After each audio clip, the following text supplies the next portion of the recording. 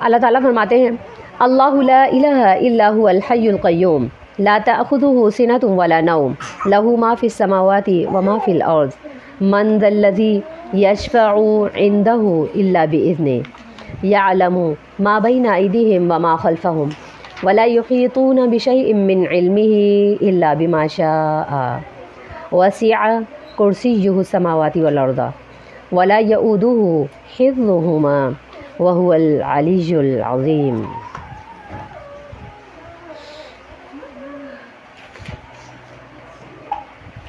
अल्लाहु ला इलाहा इल्ला हु, अल्लाह, उसके अलावा कोई माबूद नहीं है। अल हय्युल क़य्यूम, वो ज़िंदा कायम ज़ात है। ला तअख़ुज़ुहु सिनतुन वला नौम, उसे न नींद आती है न ऊँग आती है। लहू माफ़िस समावाति व माफ़िल अर्ज़, उसी के लिए हैं जो भी कुछ आसमानों में और ज़मीनों में है। मन ज़ल्लज़ी यशफ़अु इंदहु इल्ला बिइज़्निहि, कौन है जो उसके पास सिफारिश करेगा? कोई भी नहीं है मगर वो सिफारिश करेगा जिसे वो इजाज़त दे दे। यअलमु मा बैना अयदीहिम व मा ख़ल्फ़हुम, वो जानता है जो कुछ उनके आगे और जो कुछ उनके पीछे है। वला युहीतूना बिशैइन, और वो किसी भी चीज़ का अहाता नहीं कर सकते।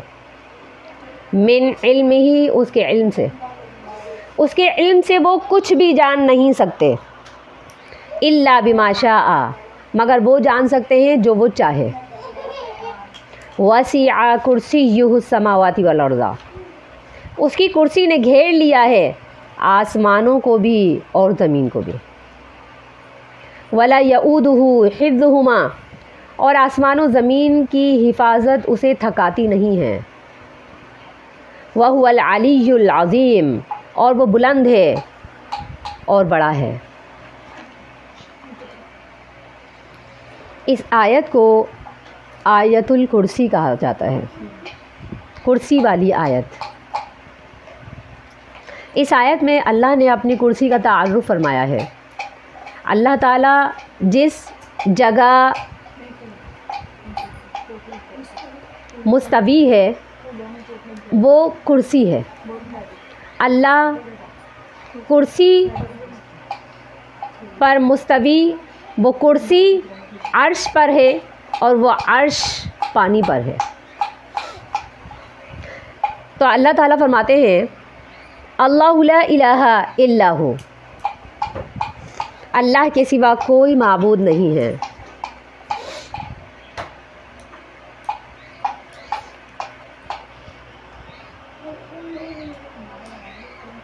नबी सल्लल्लाहु अलैहि वसल्लम ने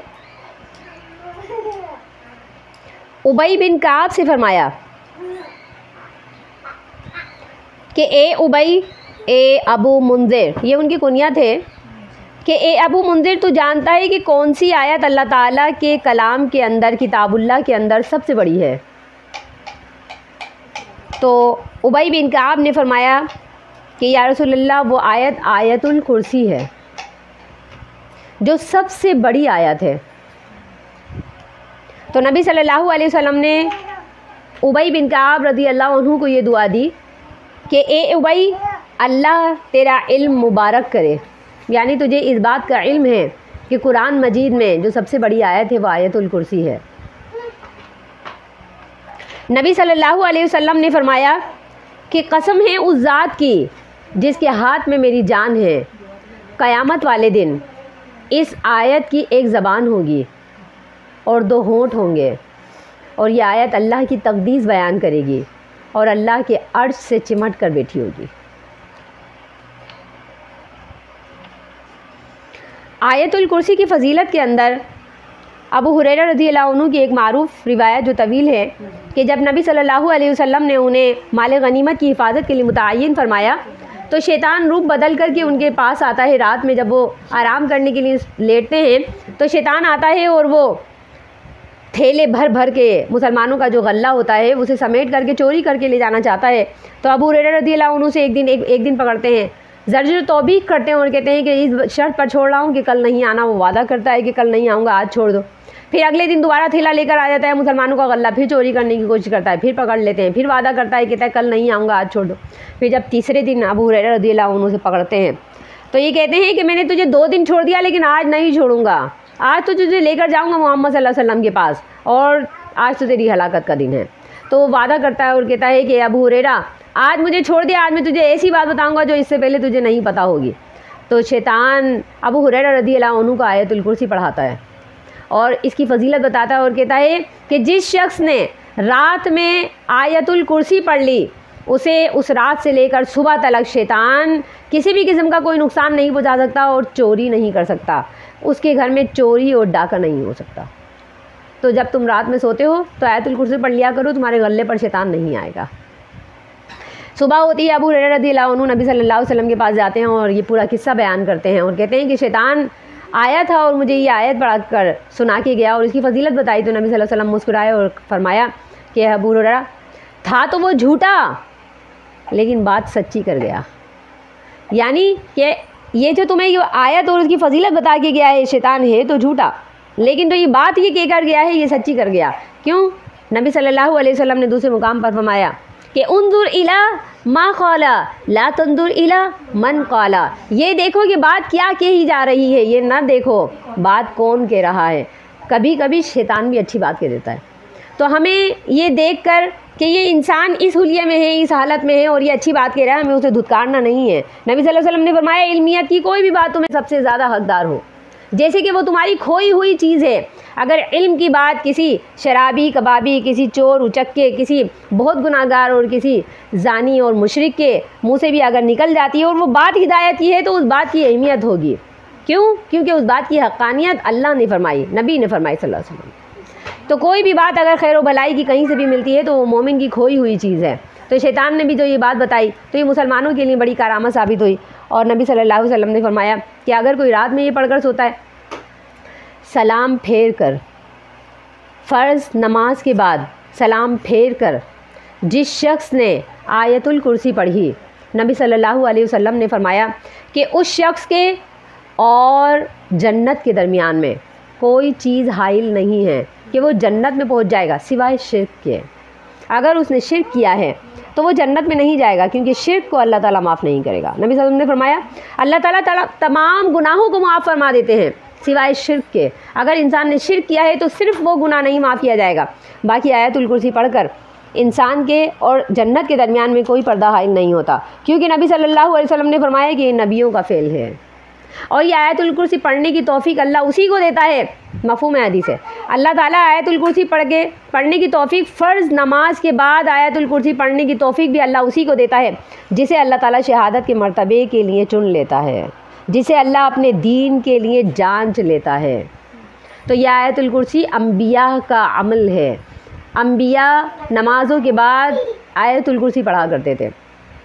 तो आयतुल कुर्सी ये अम्बिया का अमल है। जिस शख्स ने ये आयतुल कुर्सी पढ़ी अल्लाह ताला उसे जन्नत में ज़रूर बिल ज़रूर दाखिल फरमाएंगे। अल्लाह ताला फरमाते हैं अल्लाहु ला इलाहा इल्ला हु, अल्लाह के सिवा कोई भी माबूद नहीं है।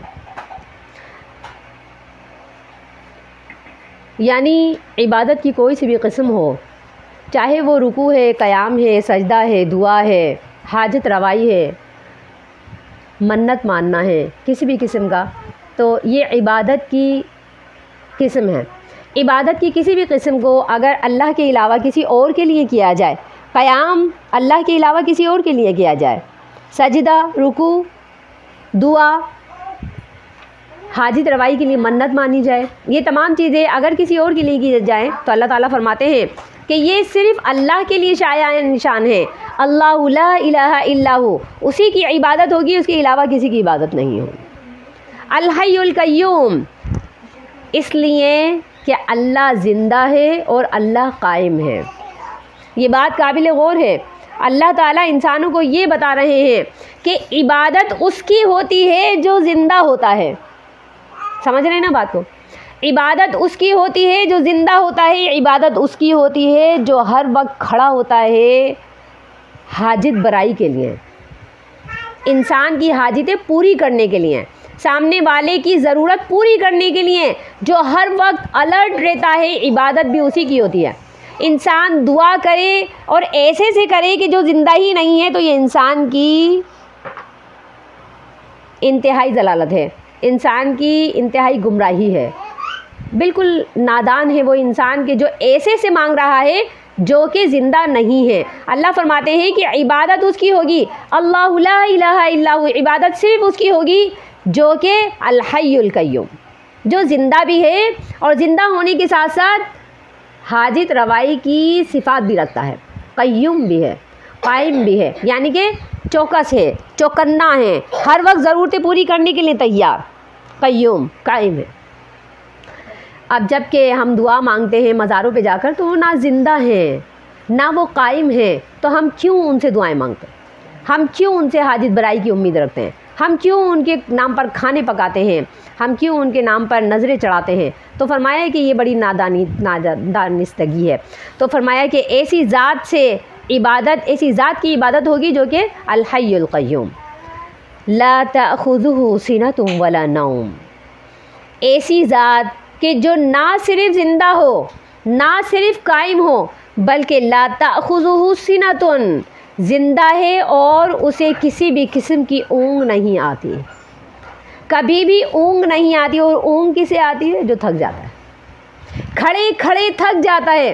फरमाया वो ज़ात ऐसी है जो ज़िंदा भी है, फिर कायम भी है, और कायम होने के साथ साथ ऐसा क़याम है, ऐसी इंसान के लिए अल्लाह ताला ने फरमाया कि अल्लाह की सिफ़ात ऐसी है जो इंसान की हाजित बराई के लिए हर वक्त चौका से चौकन्ना है, और इस ज़िम्मेदारी से कभी थकता नहीं है कि उसे ऊँग आ जाए। ला तअख़ुज़ुहु सिनतुन, उसे ऊँग भी नहीं आती, खड़े खड़े इंसान की ज़रूरतें पूरी करते करते वो कभी थकता नहीं है, उसे ऊँग नहीं आती। वला नौम, उसे नींद भी नहीं आती। इंसान को फितरी तौर पर नींद आ जाती है, यानी बात औक़ात ऐसा होता है इंसान थकता भी नहीं है, खड़ा भी नहीं रहता, किसी की ज़रूरत भी पूरी नहीं करता, लेकिन जैसे ही रात होती है सो जाता है। कहा कि वो खड़ा भी रहता है, कायम भी, ज़िंदा भी है, कायम भी है, थकता भी नहीं है, और जब नींद का वक्त आए, जब पूरी खिलकत, पूरी कायनात सो रही होती है, उस वक्त वो सोता भी नहीं। यानी कि ऐसा रब है, ऐसा मालिक है, ऐसा खालिक है कि जो इन चारों सिफ़ात से